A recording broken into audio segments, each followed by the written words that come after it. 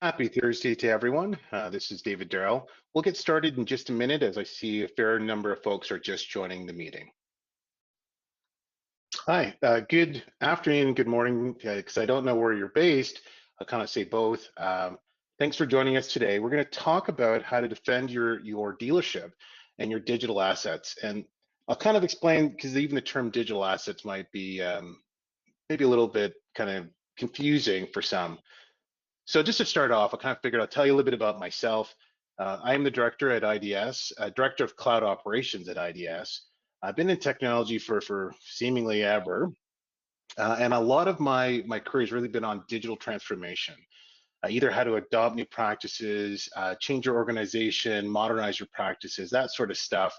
And I'm kind of excited to join you today to really talk about this step of transformation, hopefully for you and for your dealership, if only in just your knowledge and awareness.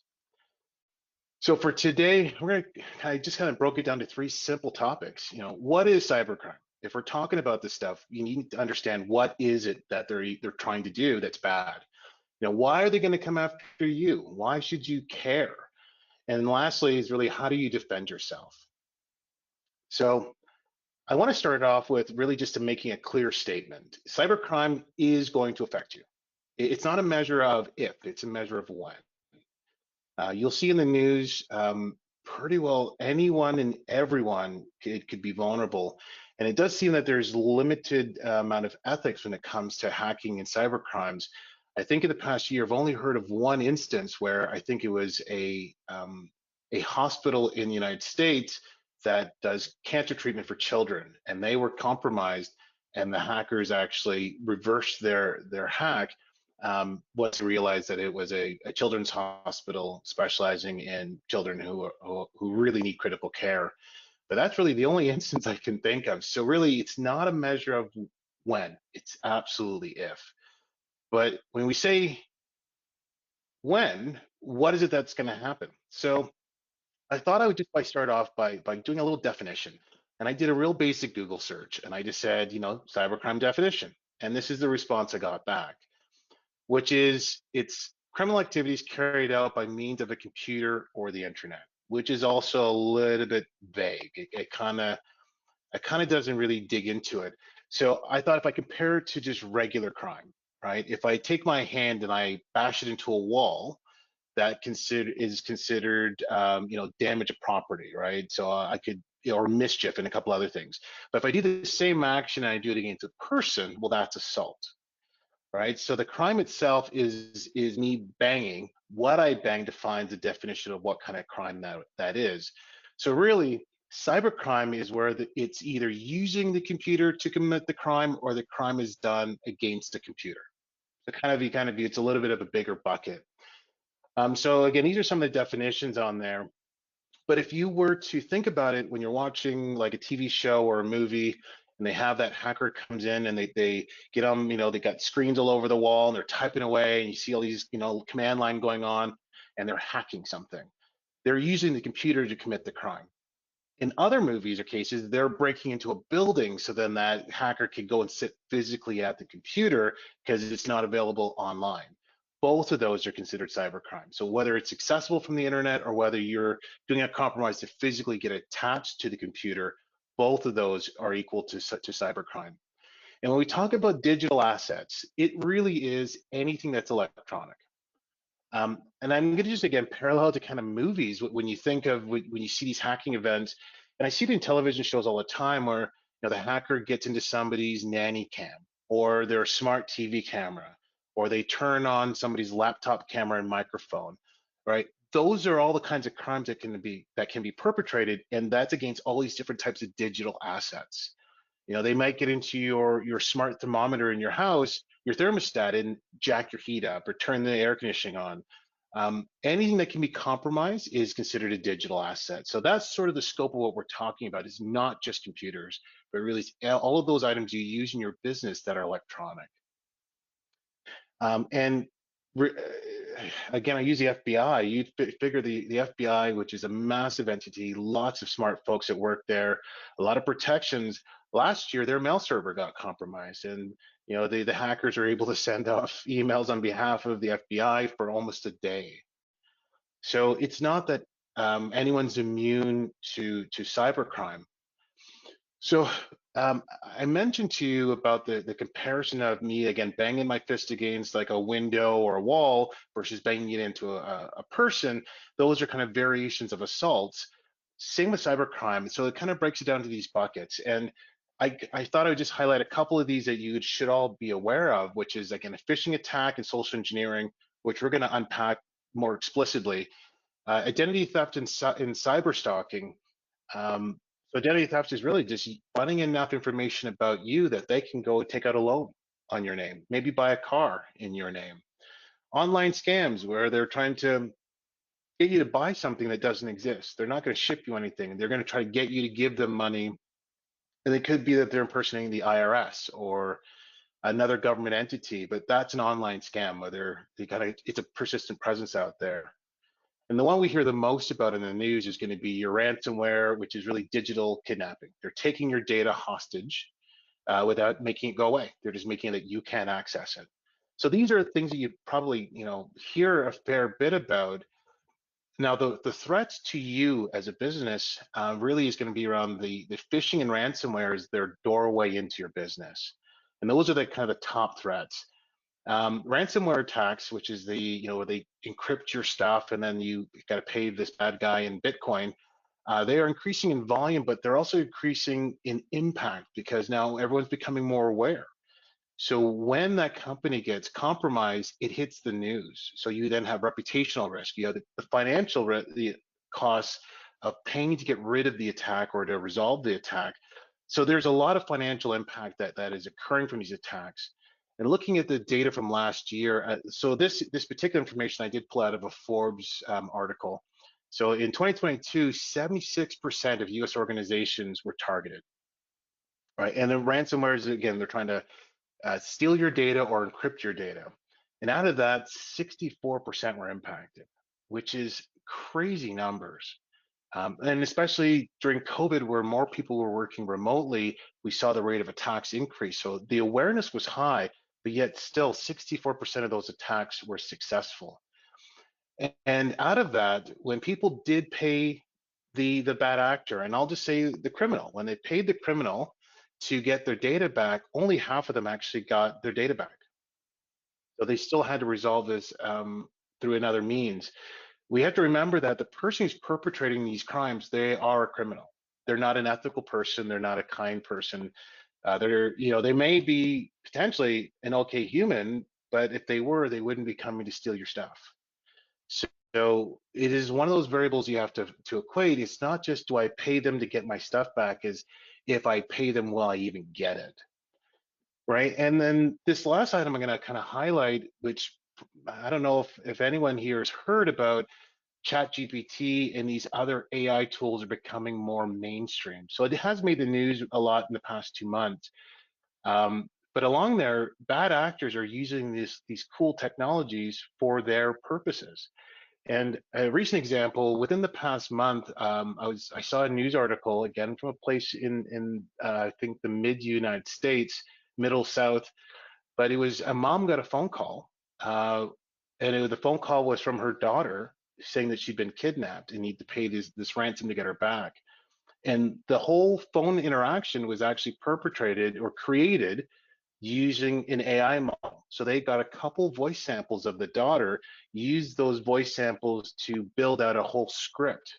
And then they used the AI to generate this whole scenario, which was completely false. So the mom ended up paying a ransom to get her daughter back when her daughter had never been kidnapped. And so these are great tools to help better us to advance us, but we have to remember that when you flip the coin over, as much betterment we can get from this cool technology, we have to kind of recognize that there are bad actors who are looking at this from the other side. So, and I say all of that not necessarily to generate a high degree of fear, but I need to generate a high degree of awareness that it's not all good. And for as much good, again, there's as much risk. So I mentioned there's those top risks to you, all right? And so I want to kind of unpack a little bit about what those are. And so the first thing is phishing, all right? Spelled with PH instead of an F. But phishing, you can read the description here, but if I were to define it, it's a way of manipulating you, right? They're trying to do something to trigger you to divulge something, right? It's a form of manipulation and it's digital. And by default, phishing is delivered by email. So kind of that term, when you hear the term phishing, it's where someone's going to send you an email. That email is going to try to manipulate you into doing something. But your email is just one mode of engagement. So they kind of have the ishings. So if it's over the voice, they call it dishing. If it's SMS or text messaging, smishing. Quishing, which is QR codes, which is becoming more prevalent.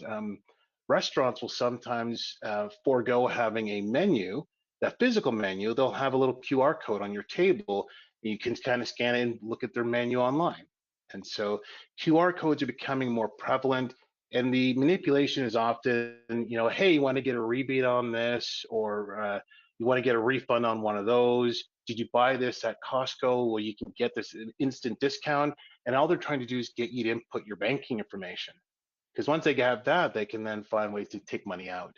So these are different engagement methods that bad actors will use to try to manipulate you, to get you to divulge something private. All of this is called social engineering. So in this particular setting, um, you and I can't have a conversation back and forth because there's a lot of attendees, and so having a whole series of people talking at the same time, it would get very very messy. But if we were doing this in person, one of the ways that I've demonstrated social engineering is that I will start talking about my dogs. I'm a dog person, been a dog person my whole life. I had to put on my headset today because my dog is actually snoring beside me. It would be a little bit disruptive. But I would typically talk about my dog and I would mention my dog's name. And then as we're talking, I'll ask other people, do you have a dog? What was your dog's name? What was your first dog's name? And we start to have this conversation, but they don't know me. I don't really know them, but I'm able to, through natural means, earn some trust and pull out some interesting information out of individuals. That is what social engineering is. And it's not that we're just having a conversation to get to know one another, is that by default, my intentions are negative, right? So that really is what social engineering is. And social engineering is where they use that SMS message or they use the email, which are again those phishing attempts. They're trying to invoke you to have an emotional response. So the social engineering, if it gets into an emotional response, you're no longer thinking of the situation logically or calm. You're thinking about this in a that elevated state. And when once your emotions kind of take charge and they start driving the car that is you, you start to do things different. And I gave a little scenario here. If you had gone grocery shopping, walked out in the parking lot, you're going to go put your groceries in your trunk, and you see an individual walking towards the sidewalk, and the van whips up, slams on the brakes, somebody comes up, grabs that person, throws him in the minivan, how would you feel? Right? Some people would run after the van. Some people would scream and scream for help. Some would just call 911. You have all these kind of different reactions. There's not a right reaction or a wrong reaction. It's an emotional response. That's what the goal is of social engineering. All right, you better change your password right now because you're being hacked. Right? They're making you fearful, right? Or again, a kidnapping where they're kind of threatening things. They're trying to find a false sense of urgency, and to drive you to do something that you would maybe think not to do, but they're trying to generate that contrived scenario that gets you in that emotional state. And so one of the ways that these bad actors are successful at social engineering is that they use a name that you already trust. So they're trying to get past your natural defenses by impersonating Microsoft or Amazon. And so their message might be, hey, your Office 365 account is due for renewal, but before you can renew, we just need you to update your password. Please hit this page, and you click a link and it'll say, please put in your old password and then your new password. And that web page is actually just trying to capture your original password because they know who you are, because that's how they got you the email. They collect your current password. They now know how to log in as you, right? So that's how these attacks are done. They're very smart on how they do it. And so again, from an article, I think this also came out of the Forbes article I read recently, but it was that Microsoft Office or the OneDrive for storage was used in over 30 million attacks last year. And this is looking at it from a global perspective. Amazon 6.5 million, DocuSign, right? In this kind of post-pandemic timeframe, people are able to buy homes without ever leaving their house, right? Buy a car, and part of how you do that is that you use a digital signature to verify that it's you and that yes, you're agreeing to this item. So DocuSign is one of those large global vendors that does that digital validation of who you are. Um, Google, everyone's got a Google, not everyone, but there's tons of uses of Google for either storing documents or for using your email. DHL, global shipper, right? This is how those bad actors are trying to socially engineer you to enable them to have that entry point into your business, right? They want to get that information. And this is a little bit small, but I want to give you an example. I got this email from Amazon 3 weeks ago, and this is I just took two screenshots of it. This is a literal email from Amazon telling me that they are helping to work to get rid of criminals. That they referred hundreds of bad actors to law enforcement to ensure that those scammers are held accountable. Not every country has laws against cybercrime. So sometimes these perpetrators, they will move to a country that has no laws on this. So they can't be put in jail. Some countries, depending on the amount of money that's stolen, will then seek to extradite that person and bring them into their country so that they can prosecute the individual. There was 2 years ago, or just over 2 years ago, there was a government employee, a Canadian government employee, who was part of a large cyber hacking group who actually stole millions, tens of millions of dollars from North American-based companies, primarily from the States. And that individual, once found, was convicted of their crime because they were doing this from their office desk computer. Right. So again, these scammers or these bad actors or criminals, however you want to word it, is all accurate. They can be any nature of person. They can be working anywhere, have access to kind of anything. So you'll see here, Amazon is trying to take some steps to say, here's how to protect yourself. Right. So be careful installing software. Only install software from the manufacturer. So if I'm doing something with Microsoft, only install the software from Microsoft. If I'm installing an Amazon application, only install an Amazon posted or available application. Don't ever use a third party. They're recommending don't pay for things over the phone. Verify your orders directly with them and be wary of false urgency. So that urgency, that trying to invoke you into an emotional state, is the number one way that the bad actor is trying to get you to divulge your information. So I just wanted to share this at a personal level because this is something that I recently just got, even in preparation for today's talk. And I thought this is just real world practical. That Amazon, who makes a ridiculous amount of money, they're trying to protect their customers from crime. So at the end of the day, what's the impact? Last year I spoke at RVDA and I was looking at the numbers and it was at 6.5 trillion, I think, was the estimated number of USD in US currency of the financial impact from cybercrime globally.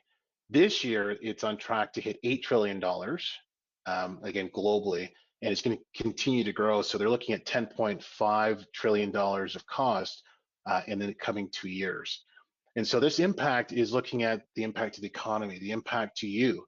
If you've been compromised, if any of you have been hacked, you're not able to do business in that time frame. So maybe you're losing sales.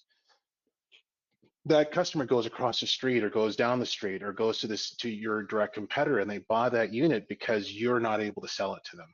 So there's that impact. There's the impact that you have to now pay somebody to help you get rid of that problem. And maybe you have to pay for insurance, or you have other things that you have to do that costs money. All of that is what's comprised in that $8 trillion impact from cybercrime. So as I share all of this, there's a potential that you're kind of going, well, yeah, there's all this crime stuff, but not me.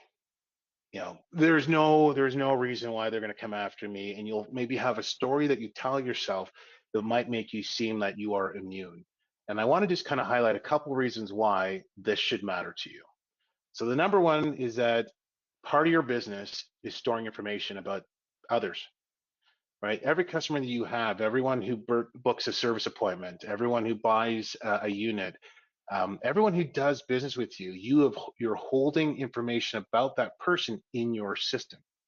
It could be their address, their first, full name, first name, last name, maybe a middle name, their address, a phone number. All of these things are considered PII, or personally identifying information, right? There can be two John Smiths, or two Jane Smiths, but if I take Jane and Smith and then that address, well, now it's much more targeted. It's one individual. If I take those three and I add in your phone number, I'm nearly guaranteeing that I know who that individual is. So you as a business hold that information. That's information that a cyber criminal would want to steal their identity. If they hack you and you have 10,000 customer records, well, then they don't have to hack 10,000 customers to get their data. They just have to hack you, and they get all that data in one source. That's why these bad actors target small and medium-sized businesses as well as large entities.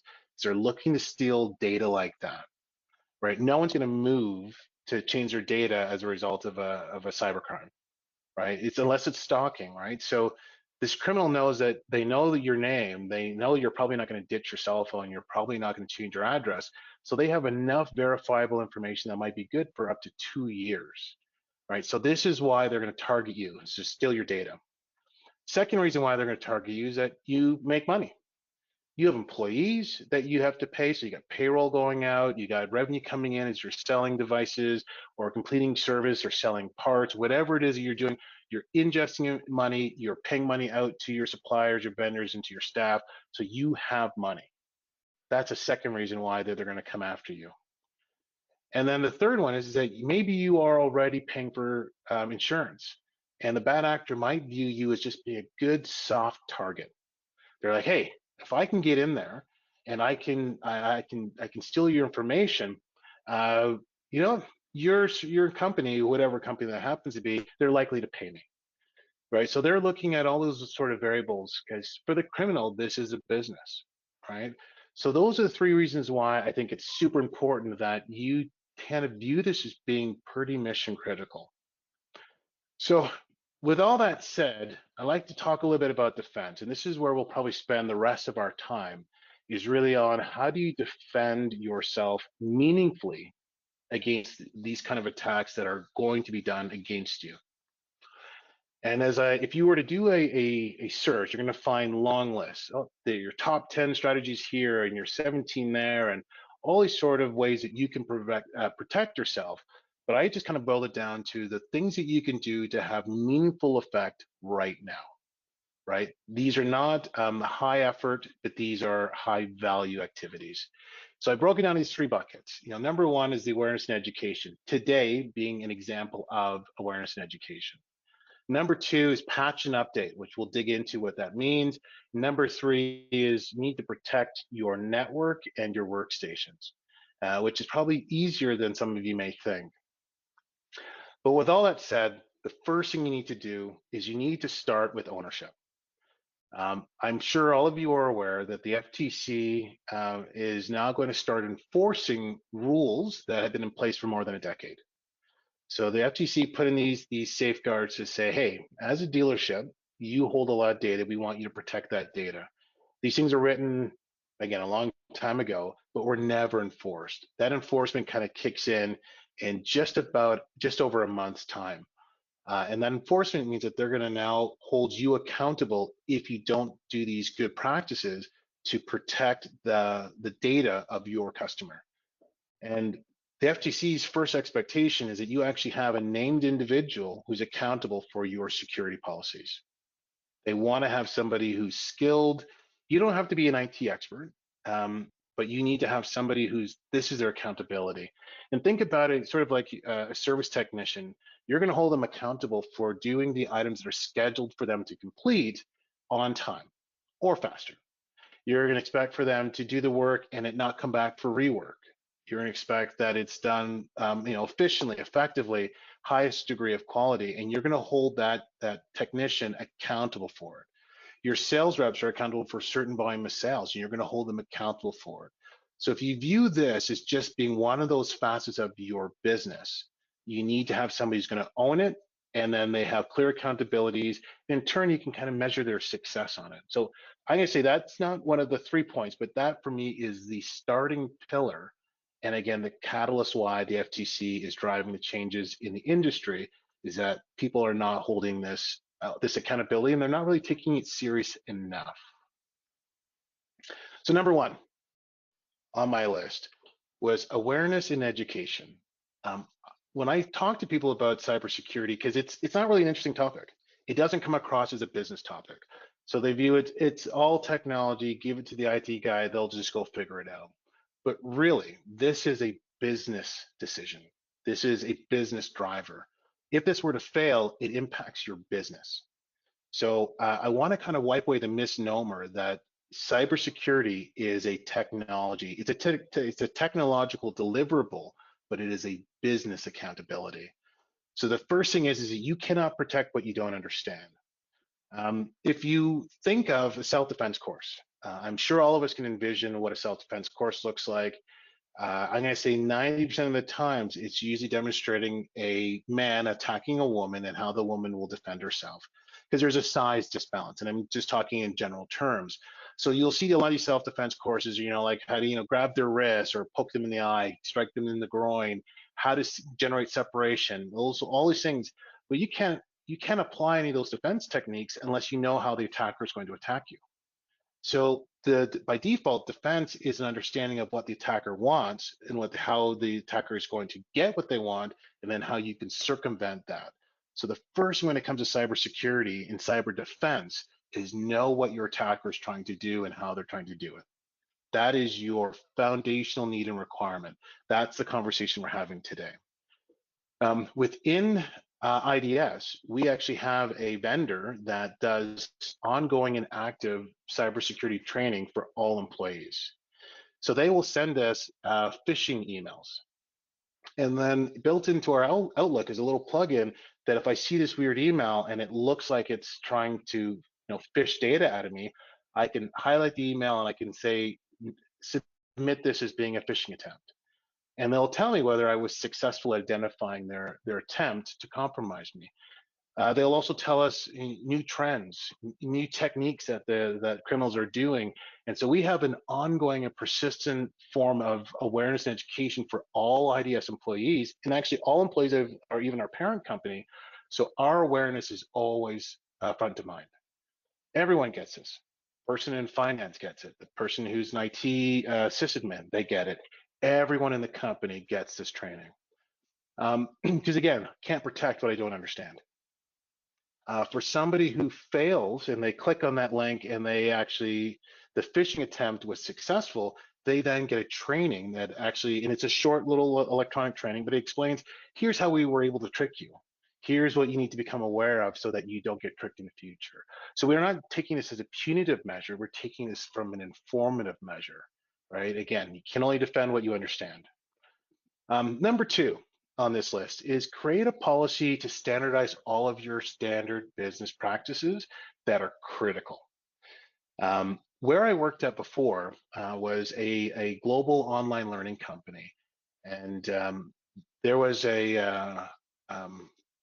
I guess, a successful social engineering hack where they were able to pretend to be our boss, later the CEO, and who was at a conference. And the email kind of came, it was spoofed. There was like one letter different in the email address, but they found a good way of making it look like it was the CEO. And the email went to the person who processes payments. And it said, hey, I'm just running this great little event. and I want to give away, $100 Amazon gift cards for people who participate. Can you send this to me digitally? I need it within the hour. So the person saw it goes, oh, that's kind of in line to what he would have asked for, because he's a nice guy and he actually enjoys doing those sort of things. But it was actually a bad actor. It was a criminal.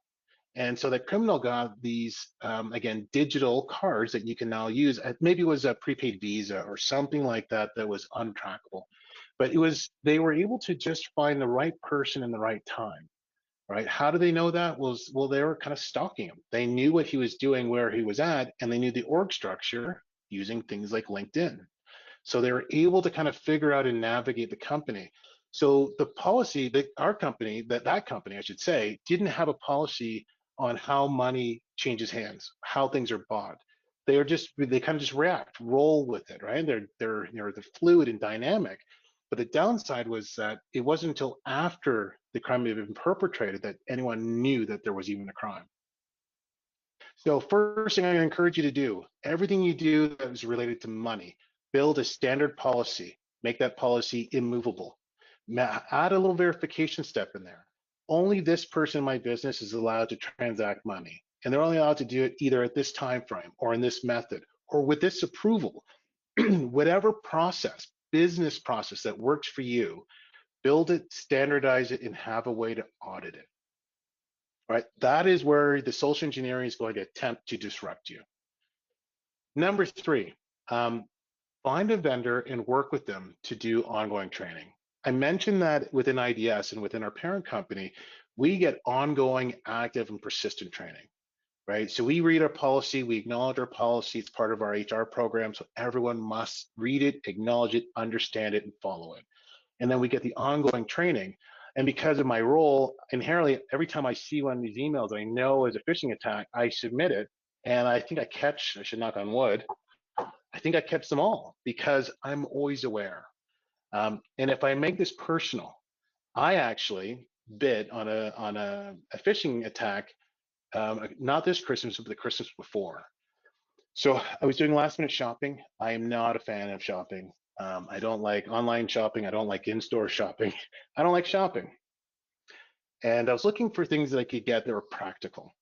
And my internet service provider, they send me emails every once in a while for like little promos that they're doing and little add-ons. And what this said was, hey, if you upgrade your internet speed, which is like a difference of $10 a month, you're eligible to get this free cell phone. And the cell phone was pretty cool. It's one of my kids had wanted. I'm like, huh, not bad. This is probably quarter after 12 in the morning. I was actually doing some IT work in my house. And again, maybe just wasn't thinking it through, but I saw this. I'm like, oh, that's actually a good idea. I clicked the link and the URLs were close enough. Like the web link at the top looked close enough that I'm like, yeah, this makes sense. And then the last thing it said was, like, again, it asked me to input my credit card to pay for the shipping. So like it gave me this whole catalog and a list of view, and it walked me through this thing, and it all seemed reasonable, logical, and sequential order. And I thought, well, I can pay the $5 shipping for a $400 phone. I thought that's still a pretty good deal.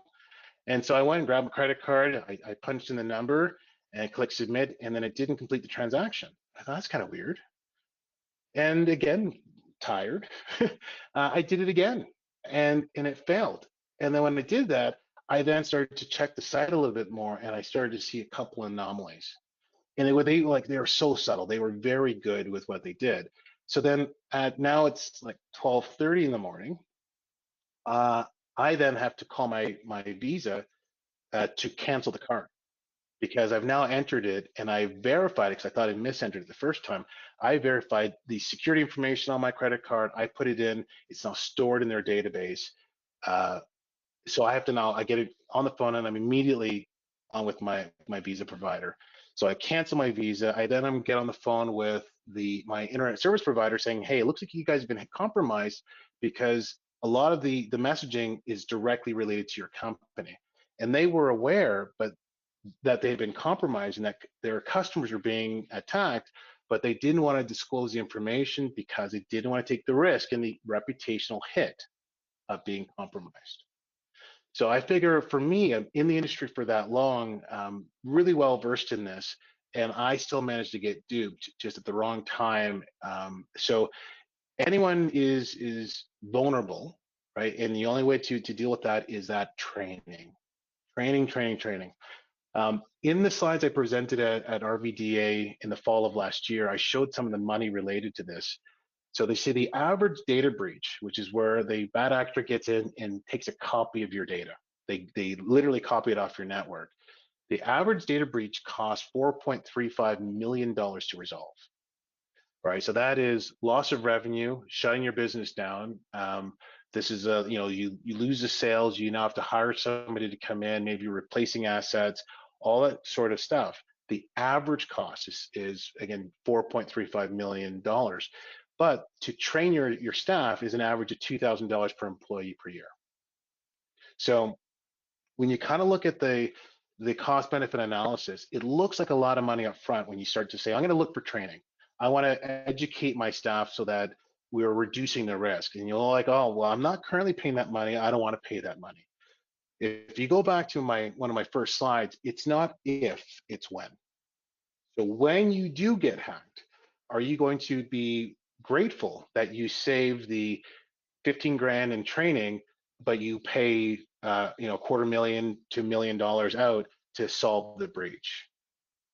All right, so money's going to come out some way. So I'm going to encourage that you kind of view this up front to say it's worth the initial investment instead of trying to cover it at the back end. The last item on here is strong passwords, locked workstations, and clear desks. And so clear desk policy really should be universal.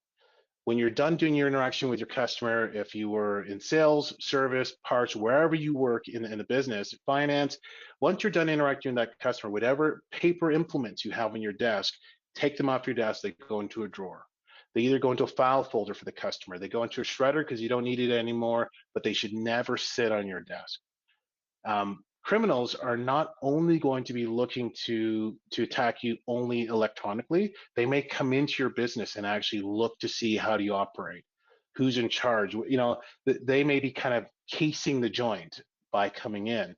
And for those of you who have little sticky notes, and I was seeing if I had any, where you put your password on a sticky note, or that common password that you don't use all that often. As soon as you put on a sticky note, you are now making it visibly available. It becomes public information that someone can just, again, wait for you to get to the washroom, look over your side, look over your screen, they can see that information. So clear desk policy by default is leave nothing with information on your desk. Second part, to do your job, you're often logging into a workstation or logging into software. So for your passwords, when I say you use a strong password, this has probably been an industry debate for a long time. So sometimes you'll hear IT professionals say your password must be a minimum of 8 characters long. It's got to be alphanumeric, uppercase, lowercase, special keys, and all that sort of stuff. You end up with this really complicated password you don't remember or you can't remember, so you write it down. As soon as you write it down, the value of the secure password has just been lost. So for me, I actually view a strong password is to use a phrase. Don't think of a single word that's hyper complicated or a non-word that's hyper complicated. I come up with a phrase.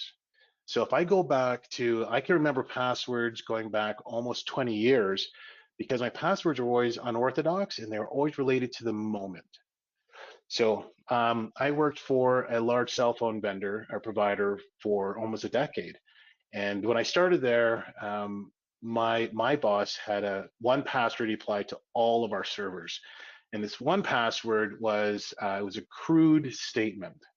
And the crude statement just replaced A's with at symbols and replaced I's with ones or something like that. And so I can still repeat the phrase, which I get in trouble for saying in a public setting, but I remember the phrase because it was easy to remember. It was unusual, and in turn, because it was unusual, it sticks in your head. And I remember changing my password. This probably would have been like 2007. And I changed it. I hate changing my password right before a long weekend because I'm changing something new. I'm going to go home for 3 days and then I'm going to forget it when I come back in the office. And that was the Canadian Thanksgiving holiday. And I changed my password to an expression, dirty bird. I've never used it in a sense, but I've heard people refer to turkey as being like a dirty bird or something. I don't get it, but it came to mind because I'm like, I felt like I was being gypped on being forced to change my password on the start of a weekend. And my password was just, I used the phrase dirty bird. I put a period between the two words. I changed one of the letters to a number, and I think I put capitals. So something that I could remember. I'm like, that was so unusual that I selected it. But the phrase, if you kind of take up all the letters in dirty and then bird, and then you put a capital and you put a letter, and you go, well, okay, that's a complicated password. So why your password needs to be complicated is that with a day and age where we have all this amazing computer power, right? My cell phone is 1,000 times more powerful than my first computer. So if I now take this computer that has all this great potential power, if I put a password into it and I use some software, it can hack a password. Going back to the end of the 90s, I worked for a company where uh, we forgot the admin password in our domain. And I was able to download software on the internet, and it used what they call brute force attack. So it has literally just a text file, which is a dictionary. And it just has all of the words in the current dictionary, and it just tries every word in the dictionary against our database to find the admin password. That didn't go super fast, but because the computers are slower. But it took it maybe a day and a half, and it hacked our password.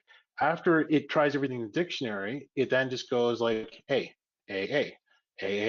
capital A, and it just goes math. It just goes through all these variants. As soon as you look at the alphabet, it's 26 letters.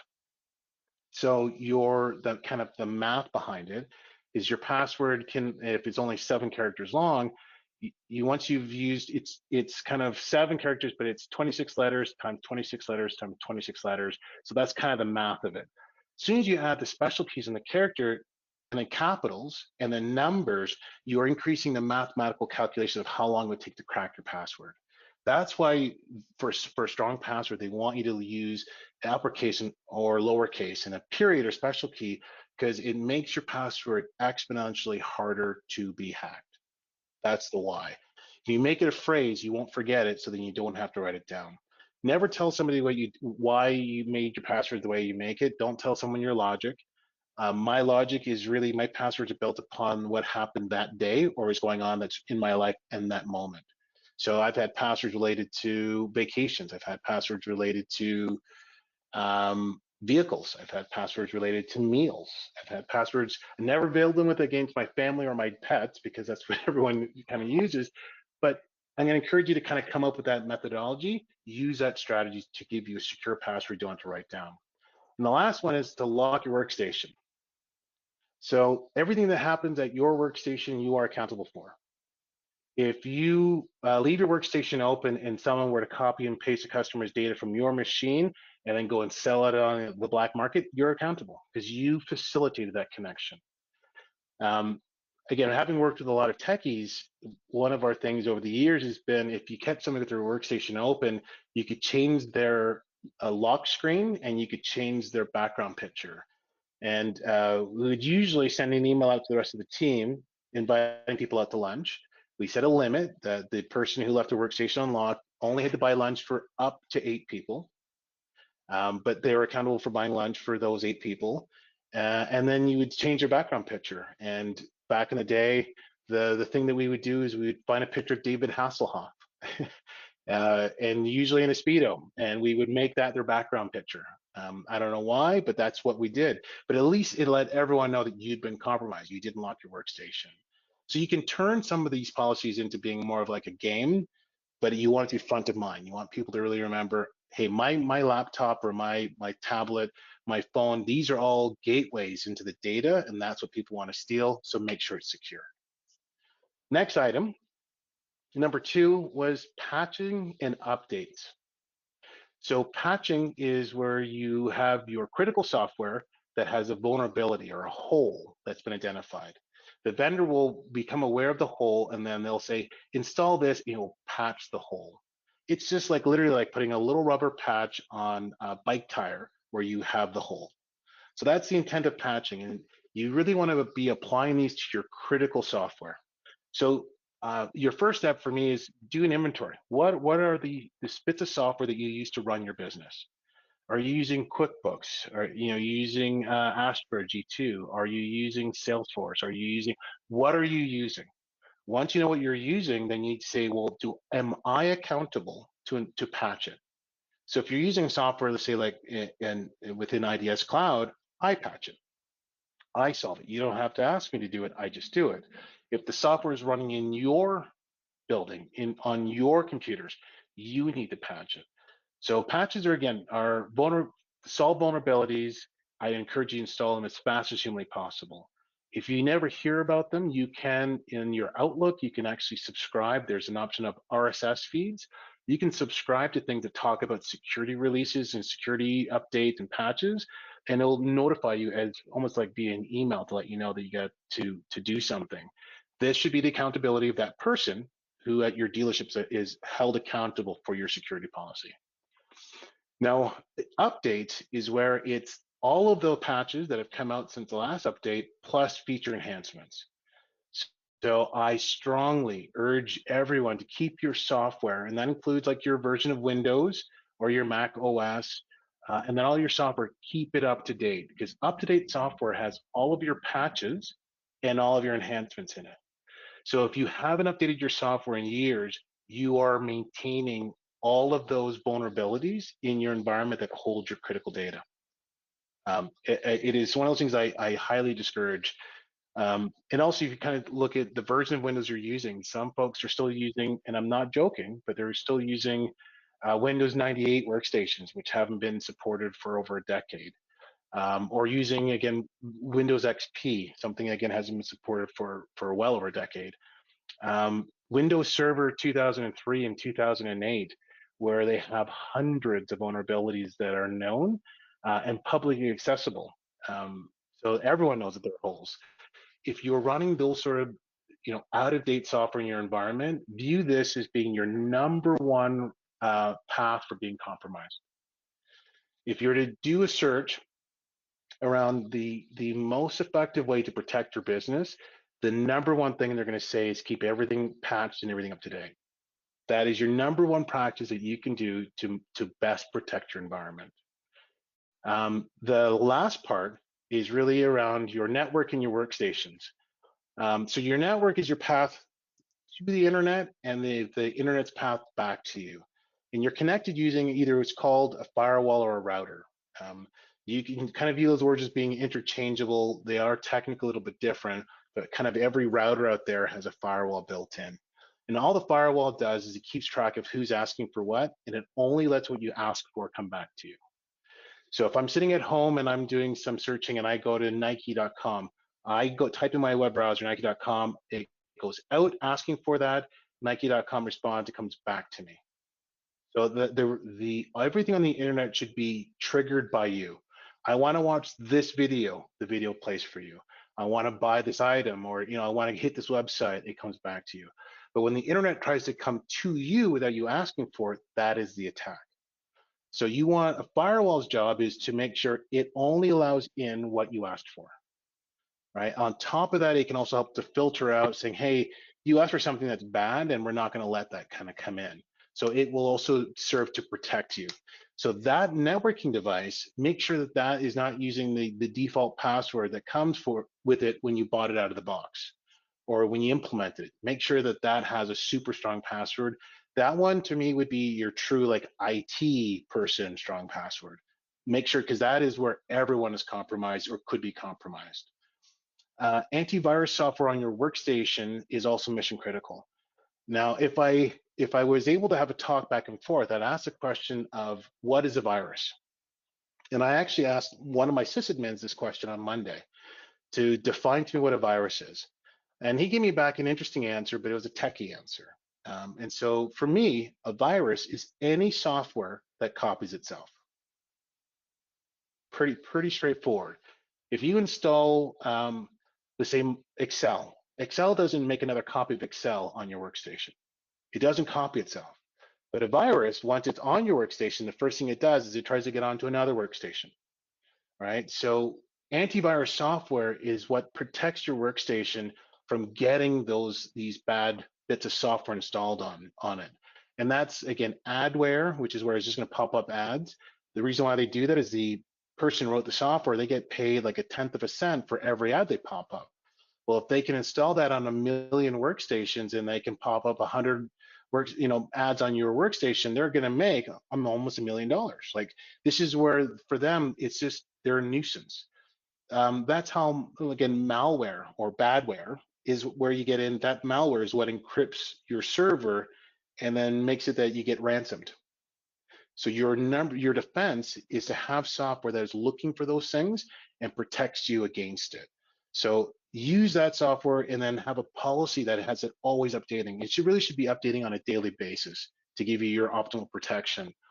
And then I'm going to strongly recommend, which is maybe a little bit more controversial, but don't give everyone access to the internet unless they need it. Nowadays, really, the internet is kind of viewed mission critical for all business, but don't give everyone internet access just because. Don't just make it as a passing thought, make it as a conscious choice. If you have folks in your business who, let's say, are working in your service department, they got a laptop or a tablet that's helping them work through. If all they need to do their job is to hit certain sites from that device, that is all they should have access to, right? Be the most restrictive while still enabling folks to do their job. So these are kind of your methods to kind of just keep curbs that are nice and tight for those risks to your environment. Now, I'm a strong proponent of the expression that the ounce of prevention is worth more than the pound of cure. I shared with you that they say the average amount of money spent to train somebody in cybersecurity or to keep people educated is around $2,000 per employee per year. All right, and that's an average price. So I'm sure it can be higher or lower, and it could be that includes sending them on courses or what have you. But if you take out how much it's going to cost if you get compromised, it is always going to be cheaper to be proactive versus reactive. So that would be my number one encouragement, right? I kind of give you those top three things to protect yourself. But this part is what your takeaway needs to be, is that you want to start taking the initiative to go and solve the problem before you get compromised. If you've already been compromised, you would probably easily be able to explain it costs a lot of money. It's a huge headache, it's a huge pain. And so my goal is to try to prevent that from occurring. We are down to about, I think if I look at my time here, about 6 minutes left, and I'd like to open up some time for Q&A. So at this point in time, you can use, I'm just gonna have a look here. You can use the question or the chat feature. And what we'll do is we'll have Than, who is our facilitator. She'll be able to read your question aloud, and then I'll do my best to answer it. Perfect. Thanks, David.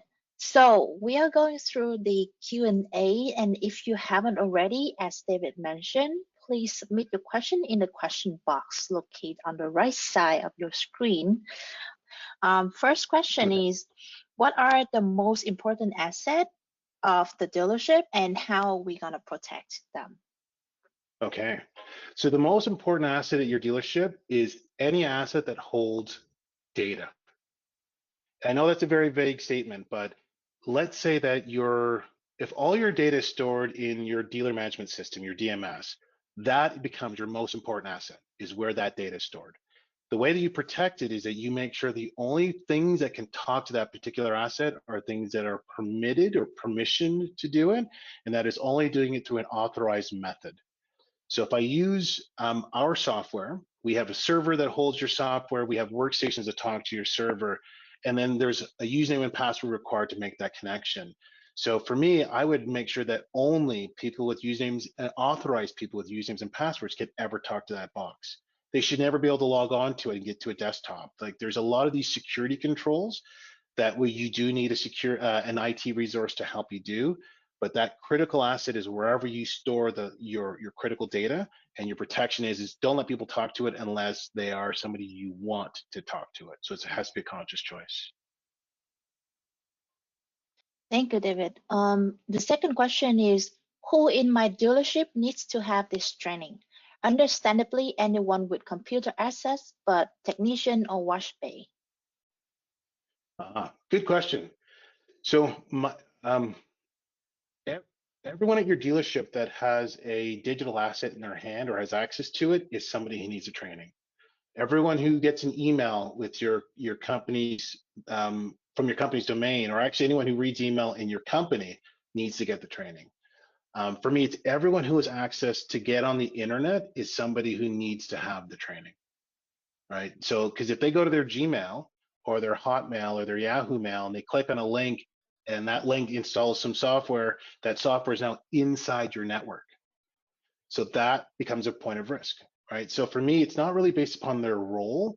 What part of the company that they work for you is that if they have a digital asset and they are accessing the internet from within your business, they should be trained. Okay, the next one, pretty funny. How do we know if our dealership cybersecurity investment is enough? Ooh, that's a good one. So my answer is actually not going to be in a quantifiable, like in a monetary element. It's more a measure of is it achieving the protections that you're looking for. The way that I would recommend you do that is I would use a third party. There are great consulting firms that are not looking to sell you software. They're not looking to sell you anything. Their only purpose is to give you an evaluation. That's a company who I would go to. I would pay them the money for them to do the assessment, because if they find a defect, it's not good or bad. They just tell me. If they don't find a defect, it's not good or bad. They just tell me. I always like to make sure that whoever I'm relying on for a critical answer has no vested interest in finding the answer to be good or bad. So that's how I would do that. I would use a third party to do that assessment and give me the report. That's something that actually, again, we've done internally, is that, again, we just use, again, I'm good at this, but I don't want to audit myself because I have biases. So I just got somebody who, this is all they do. All they do is assessments. I had them give me assessment and then give me my written report. So that's how you would be able to evaluate if your investment is good enough. They'll be able to tell you if you are successfully protecting your business. It's a good question. Thanks, David. Okay, given the time, so I would like the last question and maybe we will go to the closing remark. So how do we know that our dealership have been breached? Okay, so how do you know you've been breached? This can be a little bit complicated. The criminals are really good at trying to hide their steps. Um, some of you may remember a company named Nortel. It was originally called Northern Telecom and then shortened to Nortel. They were, for a while, the world's largest telecom switching provider. So they would sell the switching things to like AT&T and Verizon and Bell Canada and so on. They had a cyber breach that lasted for years. And the reason why it lasted for years is that the criminal would only copy one thing at a time, one document, and they would copy it really slowly so you didn't notice it. So breaches can be hard to discern, but the first thing I would say, your easiest way of knowing you've been breached is that something is unusual in your normal workflow. So maybe if part of your workflow is you open this particular Excel spreadsheet and you go to click on it and it doesn't open anymore. It gives you a weird error message. That for me is a sign of a data breach. If if I always worked with a particular, again, asset, a Word doc, a PowerPoint, or whatever it is, and I go to my normal directory where I hit it and it's missing, that's a sign. It's difficult to kind of give you a perfect breadcrumbed way of being able to discern. It's that there is a deviation from a normal activity that generates an unusual response. That's the way you're going to tell. Some breaches will exist on typical for over a year before they are found. I think in the past 3 years, the average duration has been as much as 8 months. And that's again where the bad actor is working really slowly so you don't notice it. So hence why it's super critical to be proactive versus reactive, because once you react, they're already doing their bad stuff. So that one is complicated. That is where again you want to have somebody at your dealership who knows this well, who's working in your best interest to protect you. That was great question. Difficult to answer though. Thank you, David. Sorry, I just having a following up question is that do you have any recommendation on a third party consult? Charles asked that Ooh. question. Yeah. Yes. So I've done some research, and I think that the challenging part is that because we're also geographically dispersed, like you have really the whole continent of North America. I'm going to recommend my approach to this is so I usually do a Google search for cybersecurity, and I kind of say in my area, and I start to kind of make my circle bigger until I find a place that has a minimum of a 4-star rating with at least, let's say, like 100 reviews. So, and then when I call them, and I personally like to do a vetting, is that if they're looking to sell me software, then right there, I move on to the next vendor. I want somebody who, what they want to do is they want to find something and educate me. Like that's really what I'm looking for, right? I'm looking for I'm looking for a hunting dog, right? So that's sort of how I would do it, because everyone is so spread across the continent. I don't want to say use this company or use that company. I would really encourage you to find somebody that's local, and again, look at their ratings. You want to get somebody who's delivered a high value to others, or even other dealerships that have been compromised. Figure out who they worked with.